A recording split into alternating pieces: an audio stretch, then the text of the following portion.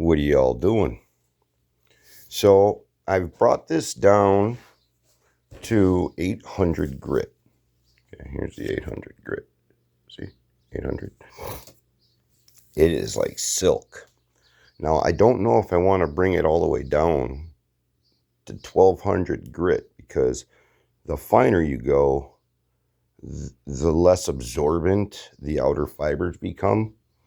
And this is going to be a charcuterie board, and I put 3 coats of board butter, and I want to make sure that it absorbs all the way into the wood. Not to mention, it doesn't have a shine, but it does have a little sheen to it. And I think once I board butter it, I think this is going to look beautiful.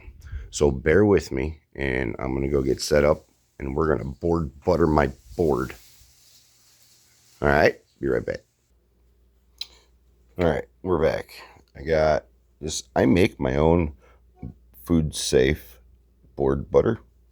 And I got a video, just look that up. It's like homemade butter board, or board butter, or DIY board butter. Well, anyways, when I put board butter on, I use steel wool, okay? And this is 40. So it's the number symbol 0000, steel wool, okay? Very fine. And what this does is this kind of like, it cuts it in a little bit per se. So all I do is I'll spread some out here, okay? Spread some out, and I do just little tiny circles like this,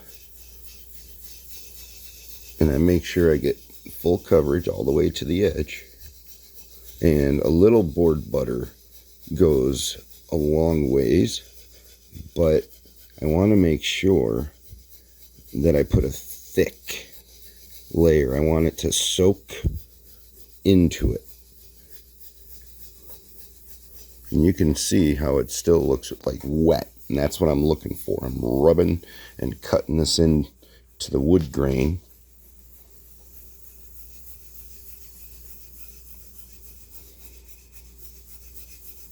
But that's what we're doing. Applying board butter. This is step 8. I'm going to do 3 coats just like that. All right? So, till the next episode, everyone. Happy farming, y'all. Later.